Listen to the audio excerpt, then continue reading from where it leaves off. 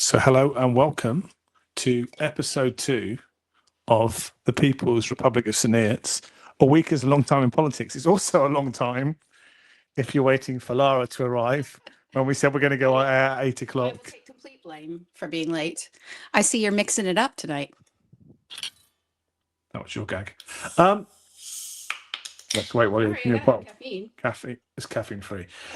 So, where did we get to last time? So a week has been a long time in politics, hasn't Yes, it? indeed. And there's lots of things we need to talk about tonight. We have, what do we have? We have a important council meeting on Tuesday night, which is to do what? The Conservative group has brought a motion of no confidence in the leader of the council, Councillor Sarah Conboy. So that will be the 1st of September in the evening is the council meeting. It only has one item, and that's the item. And what happens if that motion passes? We can talk about this a bit more later, but I think we covered that in one of our last shorter videos. There are a couple of possible different outcomes. You're the chair. You explain. well, so basically, Sarah's been the leader for the last 4.5 years, and if she loses the confidence motion, then she'll have to step down as leader, and then we'll have to go through the process on the night of trying to elect a new leader. So basically, if Sarah goes, cabinet will be disbanded, and the control of the council will pass on to the chief executive. Unless on that evening someone else puts themselves forward as leader. And I would suggest that the person who put forward the motion, Councillor Martin, who's the leader of the Conservative group, it would be quite irresponsible to put forward a motion like that unless you were planning to propose another leader. So I look forward to hearing who he proposes to be the leader. Because in a highly split council with big Liberal Democrat, big Conservative, relatively big Reform groups, as well as some independents and us two Greens, it's going to be very difficult, I think, to reach a consensus. And I think it has happened before. It happened in Kirklees, and I think you talked to somebody from Kirklees this week, didn't you? Yes, we talked to some Green councillors at Kirklees Council. When they were elected in May, they had about 3 or 4 months with no leader because at every council meeting, someone was proposed and no conclusion could be drawn. So they went through several months of their council being run by their chief executive. And if there were controversial decisions, then the chief executive would bring all of the group leaders together, explain what decision was available. If there was no consensus, then she simply didn't do that, didn't make the decision. Yeah. And with LGR coming in October, it's probably not too cool for us to be. When the chief executive will do a good job of running the council, I'm sure, but I think people expect political accountability and people who they elect to run the council. So it's not going to be the best look, is it, for Huntingdonshire? I think there are 2 important things that we really need a leader for. One is, as you say, LGR. When the leaders of all the councils are meeting across Cambridgeshire to discuss what happens next, we need to have a political person in the room who's representing us. But also the local plan documents that are coming through the council soon. We really need to have stability by the time that is discussed. And of course, the chief executive, who might well be a good day-to-day leader, won't be taking any controversial or political decisions. I wouldn't think so. No, so it'll be interesting time. So we'll see what happens on Tuesday night. I think that vote, well, it depends who shows up on the night. But if everybody shows up, then the vote comes down to you and me, I guess, doesn't it? That's very likely. Given what we know so far, it would probably come down to a 25-25 split, with us being the 2 odd members out that would need to make a decision. Have you made your decision yet?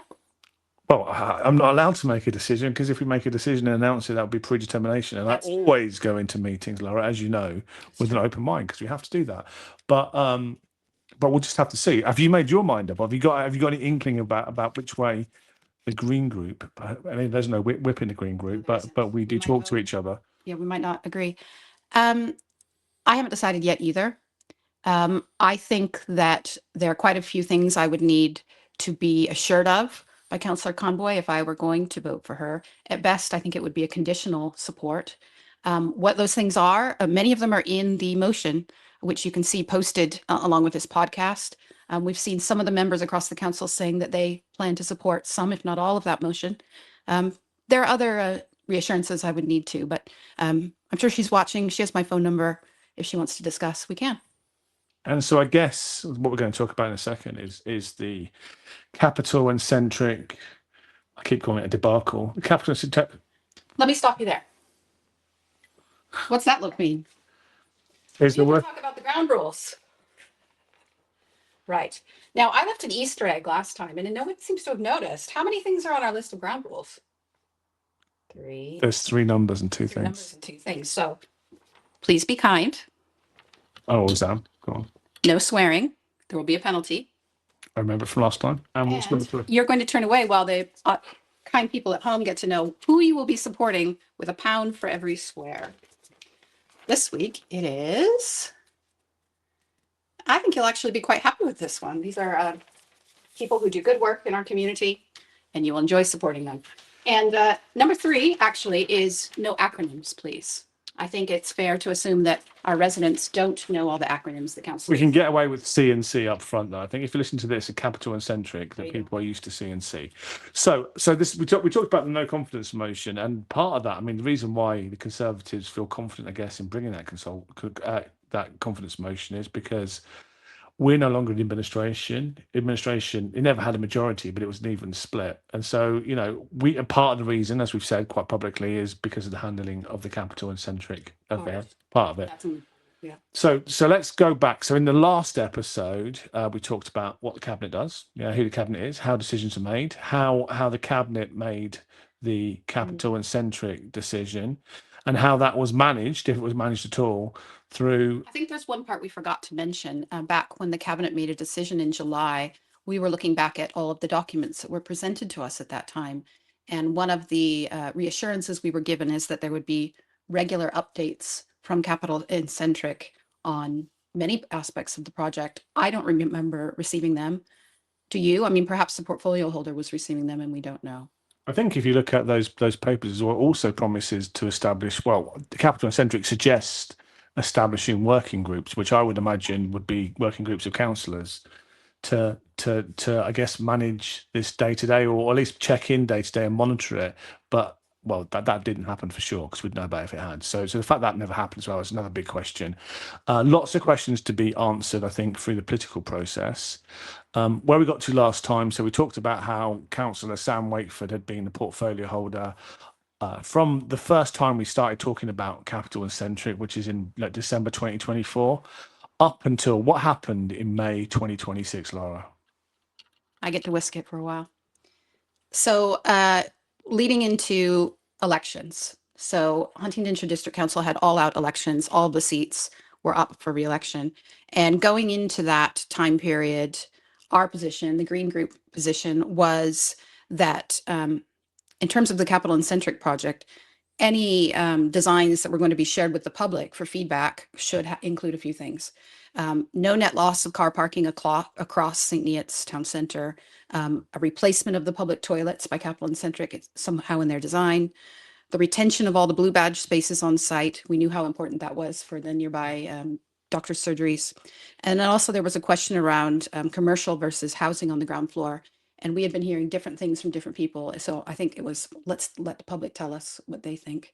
And so those were all the things that if this was going to be presented to the public for their opinion, those are the things we asked to be there to start off with, because we knew those were things that the public would be asking from the start. Again, no planning application, but let's show these ideas to the public and before we decide anything that might happen next. So that was the Green Group position. And who did you feed that position? I guess that was fed directly to Capital&Centric, wasn't it? Yes. Yeah. So going into that election, we had a new group of councillors, both on the town council and the district council. What did the council look like? It looked a bit different, didn't it? The district council. So I think there were fewer independents, not only because I turned into a Green, but also some of the other independents turned into Liberal Democrats. Few people lost their seats. And so the new council, I think, was 20 Lib Dems originally. It was 4 independents, 2 Greens, and then One Labour, and then quite a lot of Conservatives and some Reform. Yeah. And so and what happened to the previous portfolio holder, Sam Wakeford? He didn't return his seat. So we went from 4 Labor to 1, but the 1 is a new to HDC Labor member. And so what happened was, in order to form an administration, you have to be able to elect a leader, which is kind of what we're going to do on Tuesday night. Yeah. And so you have to have enough votes. And basically, having worked with the Liberal Democrats before, having worked with the Independents before, it was relatively easy this time, wasn't it, to put together? Well, it was easy. We had our demands and our requirements, but you know, that process seemed a lot quicker to me. But maybe because I was on the inside of it this time, or close to the inside. Quicker. Yes, I think so, because some of the people in the room having discussions had been there having those discussions in the past. And we already had a joint administration agreement that in the past had outlined what our joint, where we agreed on things, the things we thought were priorities. And many of those were carried forward to the next agreement, a written agreement between the 3 groups, Liberal Democrats, Independent, and Greens, to work towards continuing those important priorities, like looking after future generations, being transparent, trying to keep residents out of crisis, and when they get into crisis, prevent the crisis from happening altogether. And so you tried to put together administration, but that's only on paper, and that doesn't really come into power until the first meeting of the council. And one of the first jobs, the first job of the council is to elect a chair, and they elected me. And then we had to elect an executive leader. And I can't remember on the night whether I had to use my casting vote to elect Sarah. We should go back and check. Did I? I think you did. I think I did. remember you using it 5 times. Yeah, so I used it 5 times, and so I think we'll have to check. But either it was very close, or I had to use my casting vote to elect Sarah, and then Sarah chooses her cabinet. And one of that cabinet is mainly Liberal Democrats. There's one Independent, and there was one Green, which was you. We were talking before the election, trying to work out what might happen, what sort of portfolios you might like, and which portfolio. Are you prepared to say which portfolio you're angling for? Well, I definitely knew climate and environment is important to me, but I ended up with quite a few others that didn't fit neatly into anybody else's portfolio. It's a bit of a miscellaneous. But wouldn't you like to have done the what was the Sam Wakeford portfolio? Because it's about regeneration, it's about the market towns, and at the time that seemed quite attractive, didn't it? I am quite interested in how do we, market towns are the center of our public life. People from our villages travel into them to do their shopping on a Saturday. Often, I think it's quite important. I thought that there was a lot of things I'd like to know more about, especially around social housing. In the year before the election, we built a record number of social houses, and I wanted to learn more about how that works. Yeah, and some of our new social housing was built very well with high eco standards. So yeah, all those things interested me. And so, as we explained last time, when a cabinet's appointed, each cabinet member gets a portfolio, which is the area of their direct responsibility. You got climate and sustainability. Sam Wakeford's not there anymore, and so Brett Mickelberg inherits his portfolio. What's it called? His portfolio? Can you remember? I don't remember. The portfolio that includes kind of market town regeneration and includes the Capital&Centric project. And so Brett took that on towards the end of May. And I guess, I mean, I have some sympathy for what we're going to say next. As having been a new portfolio holder, Brett had been a cabinet member for the last 4 years, so he knew how it worked. But taking over a new portfolio is a pretty huge task, isn't it? It took me months and months to get to grip with mine. So Brett's got a new portfolio. He's got to try and understand everything that happens inside of it. And part of that portfolio, I guess, was the Capital&Centric project. So this is at the end of May. We don't really hear anything else about Capital&Centric until I think June the 22nd. So in cabinet, I was certainly asking for information about what was going on, asking Capital&Centric about when they were going to start a public consultation of some kind, or not a consultation, but showing the public what they come up with so far, because that's what we had paid them to do. This is about the time when things I was asking for were not made available to me, and some of my concerns began. And so in June, there was a briefing to the whole council. So all councillors were invited. You attended that. I was at work. I didn't see you that day, but let's Take the microphone. I'm trying not to talk. So people are conflicted over whether I talk too much or whether you This is talk. why we've got the whisk, is because Lara talks over me if we're not careful. Perhaps it's the other way around. Perhaps it's the other way around. So on the 2nd of June, all councillors at HDC were invited to a meeting to learn about who Capital&Centric were, what their plans were for the next few weeks, and how they were going to share things with the public. They had all the councillors had about 2.5 weeks notice that meeting was going to happen. I remember us talking about, you were going to be at work, you wouldn't be able to be there, but I would be there. So I think that's a reasonable amount of time to work out someone from your political group who might attend. But I do remember being in the room and being quite disappointed with how few people were there. So yeah, I do remember that day. And as a principle between us, we're the smallest group in the council. I mean, I can get Alex Boulat as a single councillor, but other than Alex, we're the smallest group. And between us, we try to attend all the meetings. You probably go to more of the daytime meetings than I do because I've got a full-time job. But, between us, we try and cover at least all the important meetings. And so when you've got big groups like the Conservatives, and apparently some of the Lib Dems as well, who don't know what's going on, that's a bit of a surprise to me. But let's also say, let's be fair about it, because we're supposed to be kind. If you saw the invite to that meeting, it talks about Capital&Centric, and I guess lots of the new councillors might not have been fully aware about what that meant. And if you didn't recognise it, then you might not come to the meeting, I guess. Well, as we headed into August, Capital&Centric decided that they would put on an extra set of information sessions, this time that each political group could have its own session. So we were invited to a meeting of all the independents and Greens together in case we had any questions about what they talked about. And Alex Boulat was invited to our meeting as well, so she was there as well. Yeah. So I assume that was happening with all the political groups. So that would have been early August. There was a Conservative briefing.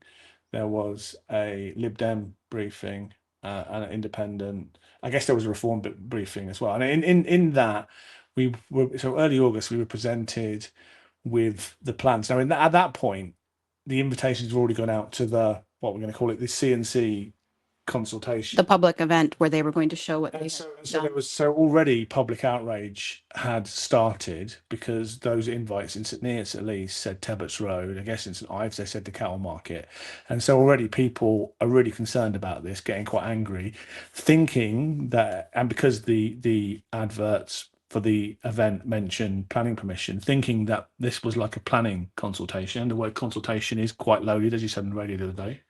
And I think also their invitations had images of some of their projects in our northern industrial towns, which obviously reflect a much different architectural style, size, scope, totally different urban landscapes. And so with kind of a big storm starting on social media, and already action groups forming, people complaining, I saw the plans for the first time in August, on August 22nd. In August, it wasn't August 22nd, it was in August, I can't remember the exact date. And I having paid these people lots of money, I expected something really clever. And quite often, in my professional life, I've learnt not to try and imagine what people who are cleverer than me in their domains will do. And so I expected to be dazzled at that meeting. What we saw, which the public never saw actually in St Neots, but we saw. Well, it was available if you clicked online to do their survey. Okay, so you saw a picture of basically a building on Tebbets Road car park. Floor plan. Yeah, but okay. So yeah, but you're right. In the St Neots meeting, at least they did not bring their design for people to look at. And I think the other thing is, I have also spoken to other councillors around the country about Capital&Centric, and they've done some really good stuff. And in a very specific urban landscape, industrial northern towns, derelict buildings, turning them into something that rejuvenates a community and a part of the town. So it's really hard to predict what we saw. Yeah, and so in that briefing to councillors, I challenged Martin Cruz from Capital&Centric. And I said that I was disappointed in the plans. I said that there was already public outrage about the car parking. And in that meeting, he did He committed that time to no net loss of parking in St Neots, and they were investigating replacing parking in other car parks, which basically meant building multi-stories in places they don't have permission to build multi-stories, and hadn't really started having those conversations as far as I could tell. He was also very, very apologetic about the way that they'd handled the consultation, and talked about mistakes being made. And in general, everybody makes mistakes. I make mistakes, and that's fair enough. But this is a big project which we paid a lot of money. And by this stage, even if the plans were the best plans in the world, there was enough negativity surrounding the project that it would have been very difficult to proceed. But in any event, in my view, and I guess in your view as well, I don't want to put words in your mouth, the plans were really, really quite basic. Yeah. But the other point with this is, what Capital&Centric will keep saying, these are supposed to be preliminary ideas, yeah, almost like a straw man concept, because it's difficult to get residents to engage, to talk about anything unless they see pictures of it. And this was supposed to be like the first stage in that discussion. But of course, everybody and I mean almost everybody in the town, or everybody who's expressed an opinion to me, was against it.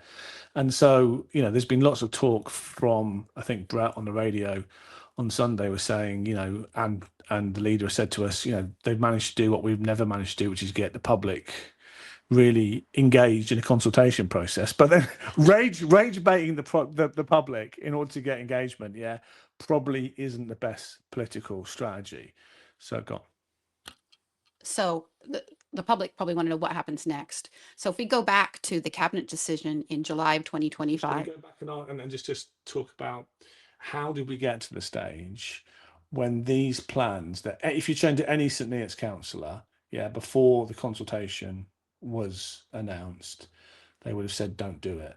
Yeah, probably the same for St Ives, probably the same for Huntingdon as well. How did we get to a situation where who's made the big question for me is who has made the decision that we paid Capital&Centric to develop ideas for the market towns, and what they've come back with is three deeply unpopular schemes, all of which involve building on car parks. We might come back to that as well, because we've talked to some other people from other places. But how do we get to that stage? And that's the problem for me, is that cabinet were never consulted on that, other than as part of the same public consultations that everybody else done. You didn't make any decisions on that. We weren't notified of any decisions. And I don't think, from listening to Brett on the radio, that he even necessarily, I think he knew that the consultation was going out, but he says that the posters he saw were very different than the media that went out as well. So the question is, who is in control of this, and who's saying to Capital&Centric, like, that's not a good idea for our market towns?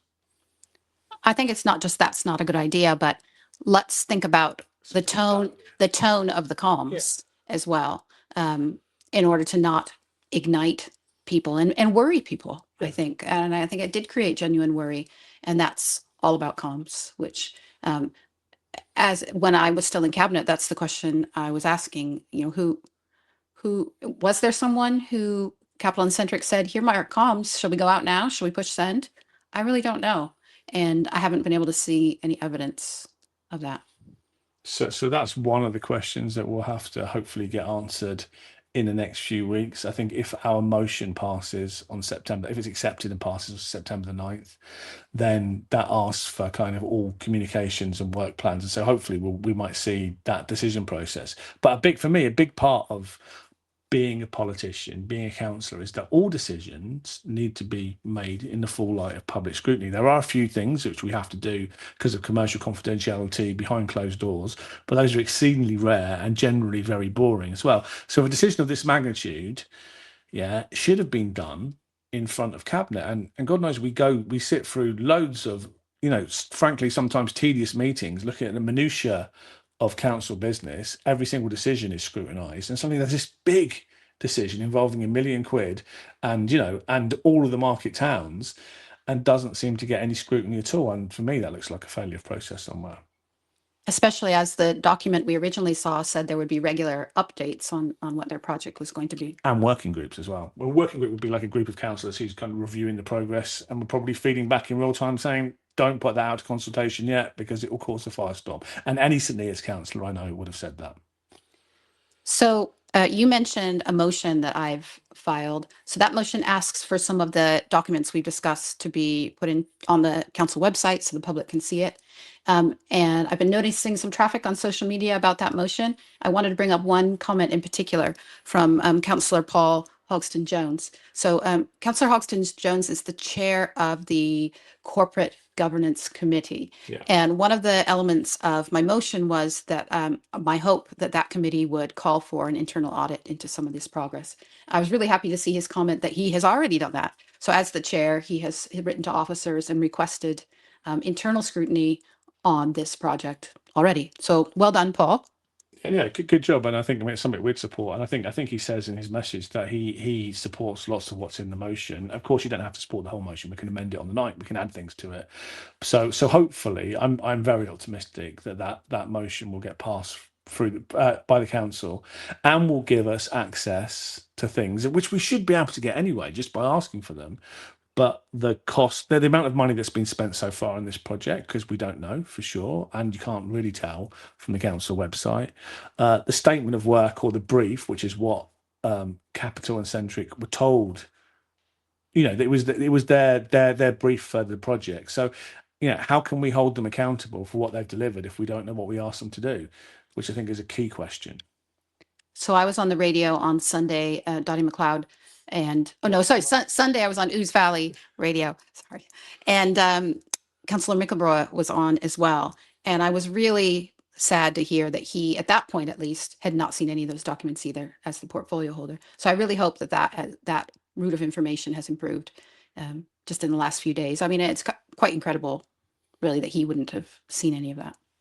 And so one of my views on the confidence motion, which we'll hear on Tuesday night, is that for me, we're doing things in the wrong order. Yeah, is we should have had our motion first or a similar motion by somebody else to do the full investigation before we decide who's accountable for it. Because it seems to me that the issues go beyond leadership, but they go to the very heart of the council. When we're asking, as a cabinet member, you were asking for documentation, which you should have been shown. You could have been shown it in confidence, or all facts could have been shown them in confidence. But you repeatedly asked for these things, didn't get them. Part of the reason we resigned for council, and we have to make a motion as opposition backbench members to try and get them revealed in public. Yes, I think my motion probably wasn't necessary if that information had been made public as soon as it was clear that there was public interest. I think it probably should have happened right away, and that would have been a clear sign of leadership to go ahead and at least commit to publishing all of it in the public domain. And we've had lots of conversations with council leaders from across the country, but the message we get from Green Group leaders of other councils is that sort of information in other councils is available to leadership and to cabinet members. And so, yeah, I think it's really incredibly disappointing. It's one of the things, I mean, hopefully with Paul Hodgson Jones's corporate governance committee with our motion, I think overview and scrutiny committee is going to have a look at it now as well. Hopefully all this will come out in the wash and we'll be able to see the issues that caused this whole debacle. There's clearly, like, when big things go wrong, it's never one failure, it's a series of failures, and there's clearly a lot of failures in this approach. But I also want the public not to be worried, because the scheme all the way along was a phase one, where the end of that was showing ideas to the public. At that point, governance-wise, any future steps in the project would have to come back to cabinet again. So there is a whole nother decision that would need to be made if anything was going to go ahead. And based on the public reaction, the chances of that happening are so low. And that's a decision that would be made in public on YouTube with the cabinet. Yeah, I agree with that. But so anybody who turned up to the Neots consultation event in Market Square was told by Martin Cruz on the stage that they had pulled the plans, basically, or they weren't going to develop those plans in St Neots anymore. We've heard Ian Sollum, the MP, saying that he's heard on the radio, on Ooze Valley Radio, in a comment saying that he's heard that the Tebbets Road plans have been pulled. But we haven't seen any official communication on that from Huntingdonshire District Council, from the cabinet, from the portfolio holder, from the leader. And that's the sort of reassurance that people need, because then equally,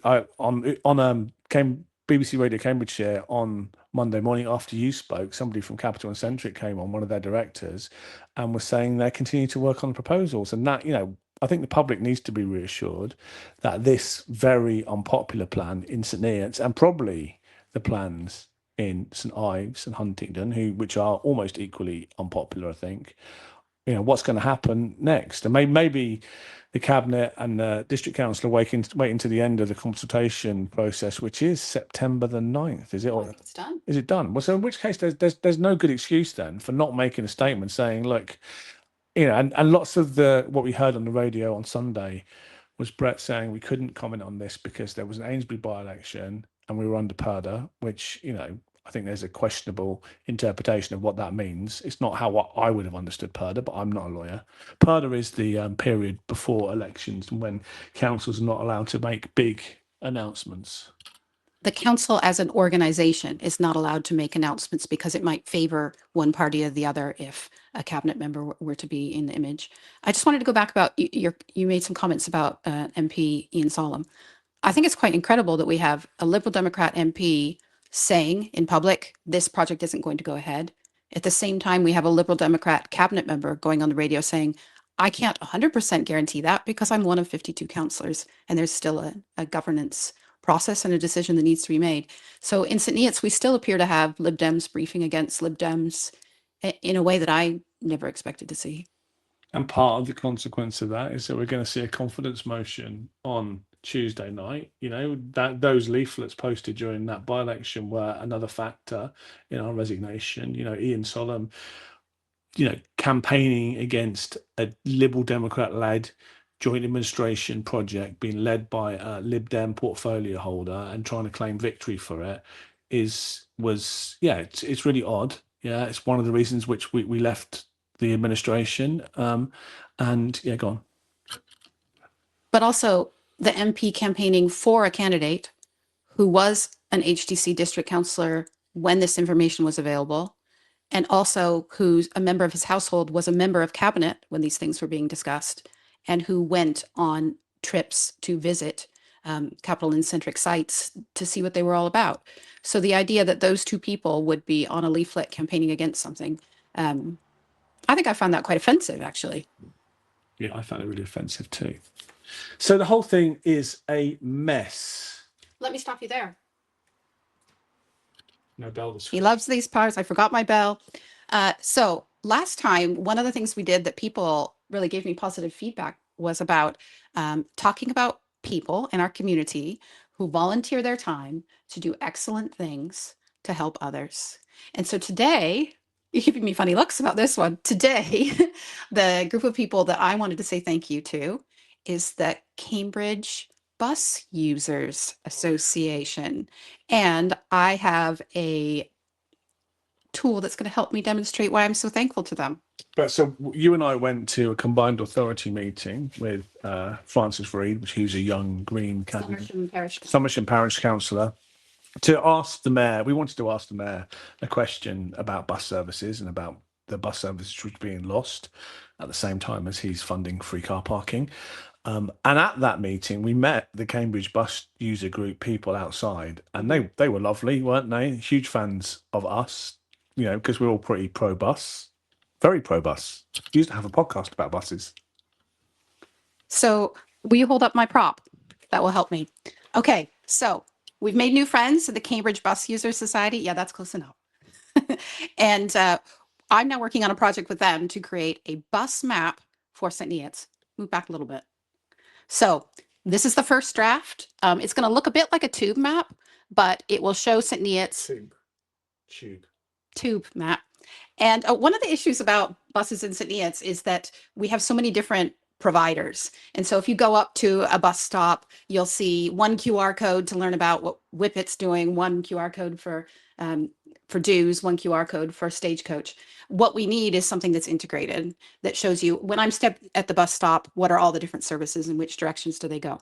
So as a little treat for our residents, these are going to appear on the 2 bus stops in our ward. They have a little QR code. So when you're waiting at the bus stop, you can scan it and you can get the most up-to-date version. But we will be iterating it and hopefully rolling it out in other places if we can get funding from some organizations to do that. I would just add, this seems to me like the type of thing that our combined authority ought to be doing, Yeah. but we don't see coming out from there. You mentioned lots of different bus company operators. Weren't we supposed to be franchising? Didn't Mayor Nick Johnson put together a plan to franchise buses so that they'll all be under single control, still separate companies, but it would be a lot less confusing for bus users? Is that still happening? Is that a rhetorical question? Yeah. I mean, one step that I'm really sad has been missed out in. I remember being on a combined authority committee where the combined authority committed to surveying all of the bus stops across all of Cambridgeshire and Peterborough, working out who owns each one, what amenities are available at each one, how do we get information at each one. That was years ago, and I still haven't seen that coming out either. So a lot of the difficulties we have in Cambridgeshire and Peterborough, there are some public transport solutions, but until we make it more efficient, we make it easy to use, user-friendly, our bus ridership is not going to go up. Question for you. What's your favourite bus route in St Neots, Huntingdonshire? I sneakily like the 150, which most people don't know about. It goes from the Market Square to the top of Long Sands Road near my house. So yeah, if I'm in the problem is it only runs every 2 hours. So I have to be very strategic about using. You live in Long Sands Road. That's not in St Neots East. Have you been lying to me all along? Okay, I'll change my answer. No, it's the closest bus stop to my house. But actually, my favorite bus was a bus that doesn't exist anymore. When I first moved to Love's Farm, there was a bus that went through Love's Farm, went out the bus gate near my house. I could get on it. I could get off at big Tesco's. I could get off in the center of town. It doesn't exist anymore. So my favorite bus is a ghost service. Is it the 66 that goes to Camborne? Or the 18? 18. The 18, that's a good bus service. So you can go to the single pub in Camborne. I would say the 905, but normally if I'm on the 905, I'm probably quite drunk on the way home, and it's never a fun experience for anybody on that bus.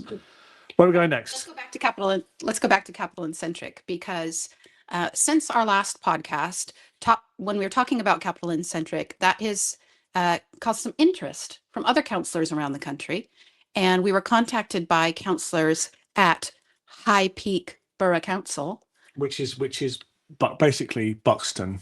Well, Buxton is where their council had purchased some land, and they put out a tender to try to find a development company that would help them build something that Buxton would need. And guess who was one of the companies that responded? I would have guessed CNC, but I don't want to incur a penalty. So, was it Capital&Centric? So Buxton, having talked to some of those councillors, and if you're interested in two issues that go in private eye, it was mentioned in the Rotten Boroughs column. Buxton is a market town. I think it's got a reputation of being the highest market town in England. It's a lot smaller than St Neots. I think it's about 18,000 people, which is about St Ives size, I guess. And it's very, very, very rural. It's more, we're kind of only semi-rural because we're quite close to Cambridge. We've got a big train service running for us, but they basically are in the middle of nowhere. And lots of people rely on cars to get about. I mean, they do everywhere, but especially in places like that. Yes. So what they explained to us is their council put out a tender for someone to develop 75 dwellings. That was what they had asked for. And there were a few companies that put in to be considered, but Capital&Centric told them that they were the first choice because they wouldn't require any public funding in order to take on the project. Big surprise. That was not the case. And the designs that Capital&Centric are working on have been through several iterations, leading eventually to a planning application. And at the moment, that planning application is being considered for 332 dwellings, of which 5% are affordable housing, even though their local plan asks for 30%. The application has not been decided yet, but it sounds like they have objections lodged from their highways department, environment agency, some of the shops around near where that is too. So what were your main takeaways from our conversation with them today?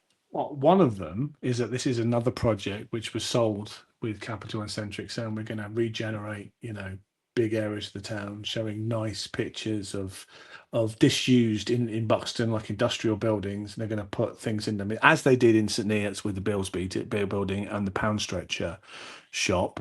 But what happened is they ended up building on a shopping centre and a shopping centre car park. And so that for me is the key link between the two projects, is that Capital and Centric go to small market towns these days with big ambitions and default to brownfield development, what they'd call brownfield development. But as Chris Payne said to us on the call this afternoon, I don't think many residents would associate Tebbets Road car park with being a brownfield site. For most people, that means a disused industrial site. Who's Chris Payne? So Chris Payne is Councillor Chris Payne is one of the Buxton councillors, one of the High Peak councillors, one of the Labour members who resigned from their cabinet and resigned from the Labour group and is now an independent. So what is the political makeup of High Peak Borough Council? It is overwhelmingly Labour-run authority. And so I think if you look across Capital and Centric's portfolio of projects, they are almost entirely working with Labour-run councils. One exception is Huntingdonshire District Council, but the project did come from and was led by a Labour portfolio holder. Did we learn anything about Homes England as well? So the other slightly shady thing, and we don't know because it's difficult to find out, is that Homes England have been mentioned in public. So Home England is a government body, who are charged with helping the government build housing targets. So if you look at the Northstowe development, the very, very controversial and unsuccessful Northstowe development in South Cambs, which is, has been around for, I don't know, 10 years without any shops. It's often, I think it was called a ghost town on a famous social media post. So Homes England were involved with that. Homes England are the people, if you want to build a new housing development, will help fund affordable housing. But basically, they're a government body that helps the government meet its housing obligations. And I think in this case, they have significantly funded Capital and Centric, which is, And that was the same proposal that I was hearing from Capital and Centric here too, that if we could arrive at a design that the public liked, that they could, they thought it was very likely that they would get funding from Homes England to assist with that project. Although they have said different things in some of the consultation, well, anecdotally. But I think the connection goes much stronger than that, though, is that I think that some of the councillors in High Peaks, and I don't want to speak for them, feel that it's almost like Capital and Centric and maybe other companies of that size are acting almost like an arm of Homes England. And if you start to think that, and it sounds a bit like a conspiracy theory, and we need to be very careful what we say. Put on your tinfoil hat. I could go and make one. But if you start to think about that and think that, that there is also seems to, like across two councils so far that we discovered, of building relatively unpopular designs, extremely unpopular designs on car parks, then it does start to look like a bit of an agenda. So we're going to try and talk more to those people, aren't we? I think the thing that one of them said that stuck with me the most is that she felt a bit like, how do you boil a frog? Very, very slowly. It gets hotter and hotter. And that towards the beginning, she was seeing some of the benefits that could come from a scheme like this. And her advice was, if there's a break point, get out while you can.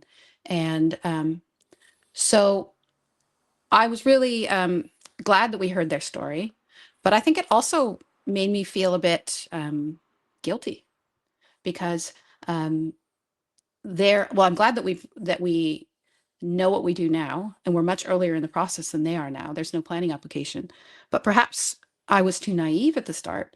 And some Green Party members have pointed that out to me, you know who they are, that, maybe we should have been asking different questions. What do you think? So one of the things I asked you as we're preparing for your radio interview is do you regret that cabinet decision back in July 2024?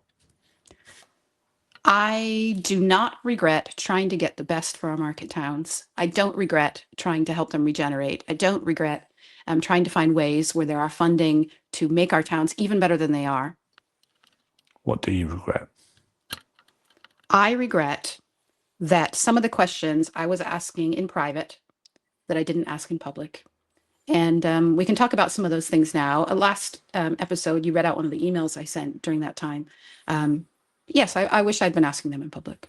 Yeah, and to say about the High Peaks Buxton thing and the national Homes England investment in Capital&Centric, that happened. That was announced in July 2025 when we were making decisions. So none of this was in the public domain back then, and lots of these problems were happening or were starting to occur in parallel. The other thing that the Buxton councillors, we'll go back to what you're going to say, is that they feel like we feel that Capital&Centric is quite successful in regenerating urban areas, but trying to use that approach on small market towns or big market towns like St Neots and Huntingdon and St Ives doesn't really work. And I think that their engagement methodology or model has failed completely. But yeah, I am really worried about this connection.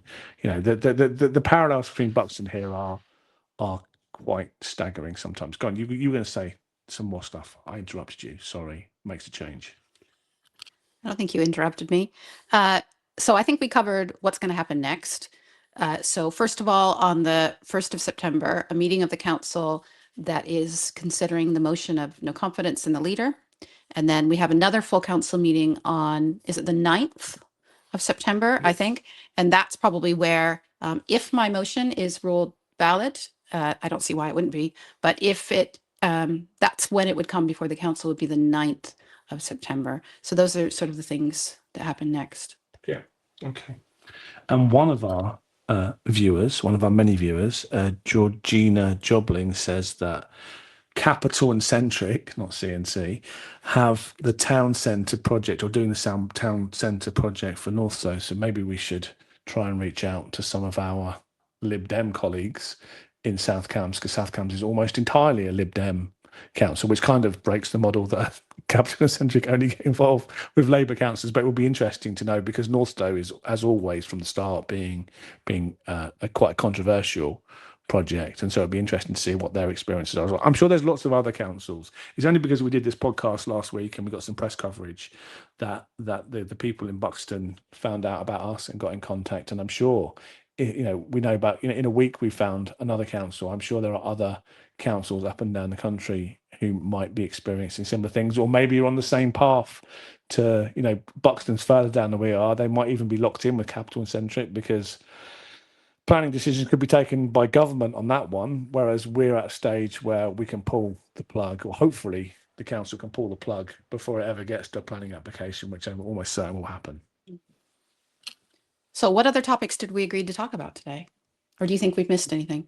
Well, we have talked about the confidence motion, which I think some of our residents may be moving past this story. We've had a few comments here and there about, don't you have other things to talk about?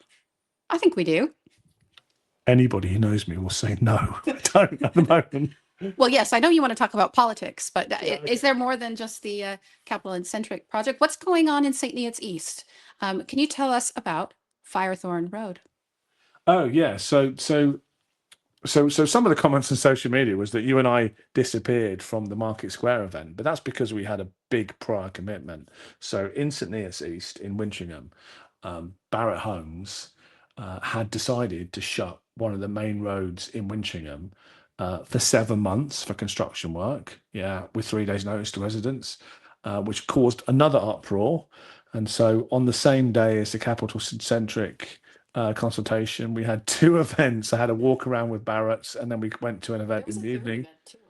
There was a third thing. I don't know, but we work together with. Like, I've become the conduit for Barrett to communicate with residents. That's also because you are the chair of the Winchringham Residents Association, for your sins. Yeah, I do too much, but there you go. So, and I quite enjoy it. It's a lovely group of people, just saying. Well, I was going to add something else to the list of lovely people who give up their free time to do good things in the community. And I wanted to say thank you to everyone who serves on community associations across St. Neots. We have several. They're all volunteers. They all work very hard for their communities. We've got ESCA, the Eaton Soken Community Association. I think there's an Amesbury one as well, Wintringham Residents Association, Loves Farm Community Association. And I know that in some quarters, sometimes we are accused of being part of the Loves Farm Mafia. And I can see where that idea may have originated from. On Love's Farm, we definitely grow our politicians locally, often through volunteering, which leads to community association participation, which leads to becoming a counselor. And I don't think there's anything wrong with that. I think that just speaks for how much the people who live in St. Neots East care about their local community, and they're willing to put themselves forward, and a lot of it without being paid. And so at a future episode, we're going to talk about how much counselors get paid. And I think the public might find it quite interesting, the different levels of pay, the different extra bonuses that people get for doing different jobs. I think that will be an interesting one. I should have hidden the horse's head in my bed before we start recording this. I've spoken quite publicly about lots of the AI memes that have been generating, about me in particular, yeah, using AI to create memes, which I find, You creating no, they're always about me. So there's seen famous ones about me, with lots of them have me with my shirt off as well, which should be offensive to anyone. And like I hate those. They're really bad. They're intended to demean and humiliate people, and me in specific. And actually, when you're trying to live a normal life outside of politics, and everybody you work with and all your friends across the country are seeing these grotesque memes of you, yeah, that's quite upsetting. Having said that, a resident did make a Loves Farm Mafia meme, which had me as the Godfather. Did it? Yeah, you've seen We'll it, have to sis. share it. We'll have to If share it. I, Do I look good? you look good. I look quite good as well. And I quite want a high res version of it because I'm going Yeah. to frame If you it created it, can you send us a high res version? and sign it. So two things about the AI images of you and me. First of all, Mainly of me.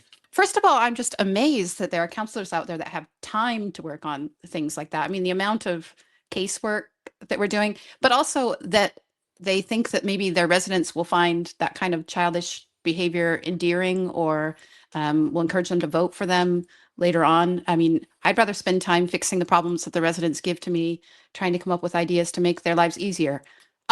Second point, before I hand back the whisk, I have seen the Looney Tunes one. I think I look great in that one too. You probably do. Yeah. I think we've just seen a by-election result last week, which maybe we should talk about, in Amesbury, which was, I think, in St Neots at least, Reform's safest seat. They returned 2 out of 3 district councillors in May, and we were surprised to see the wonderful Sam Smith being independent, being elected. Happily surprised, being elected as an independent.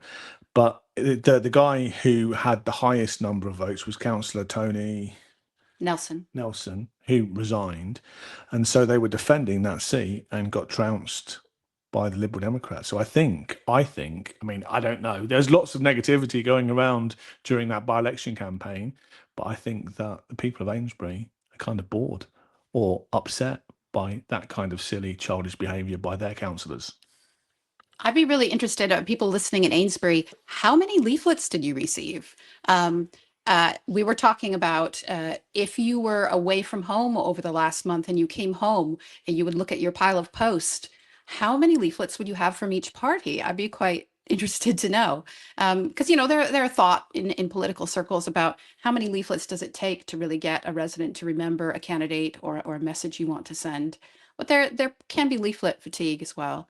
And I know, at least from the Green Party side, we made an honest decision to try to be as positive as possible, to celebrate our candidate, celebrate what we love about St. Neots. And I think we'll continue to do that. Yeah, we should also say congratulations to Ian Taylor, who won it, Ian served with us on the last HDC administration. He's a paramedic. He's an excellent ward councillor, and I think he will be an asset to Amesbury. Yeah, I'm not sure he will have time to be generating AI memes of other councillors. Too busy saving lives.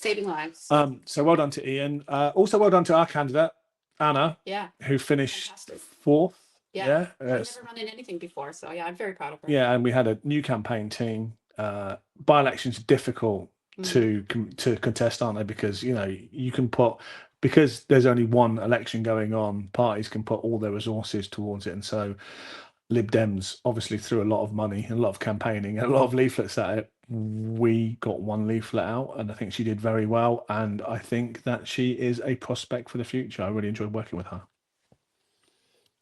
I think it'll be really interesting in the months to come to look at the campaign expenses because, like you said, there were so many leaflets.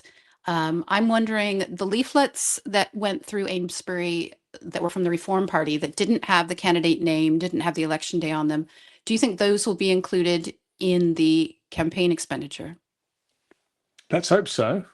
We did have, I stood in 2024 for Parliament against Ian Sollum, and Ian Sollum exceeded, according to the official records, exceeded the campaign expenditure for his campaign. And as far as I know, that was reported to the police and nothing's ever been done. So I don't know what the consequences are if you exceed the campaign expenditure, but we'll certainly be taking a close look at it. Indeed. So future episodes, other things we're going to talk about is planning, because we both have a big a vote coming up in full council that has to do with planning and the local plan.